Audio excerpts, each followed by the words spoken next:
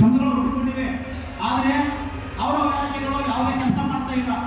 ಆದ್ದರಿಂದ ನಾವು ತಮ್ಮದೇ ಒಂದು ಸಂಘವನ್ನು ಕಟ್ಟಿಕೊಂಡು ಎಲ್ಲ ಇಲಾಖೆ ಕೂಡಿ ಒಂದು ಸಂಘ ಸ್ಥಾಪನೆ ಮಾಡಬೇಕಂತಕ್ಕಂಥ ವಿಚಾರವನ್ನು ಡಾಕ್ಟರ್ ಅಮೃತ್ ಸರ್ ಅವರು, ಭೀಮಣ್ಣ ಸರ್ ಅವರು, ತಂತಪ್ಪಣ್ಣವರು ಹಾಗೂ ಇನ್ನಿತರ ಸಂಗಮ ನಾಯಕ ಮೇಡಮವರು, ಸುಮನ್ ಸಿಂಗ್ ಮೇಡಮವರು ಇನ್ನಿತರ ನಾವು ಸಂಘದ ಬಗ್ಗೆ ಚರ್ಚೆ ಮಾಡಿ ಈ ಸಂಘವನ್ನು ಹುಟ್ಟಕ್ಕೆ ಕಾರಣ ಆಯಿತು ಸರ್.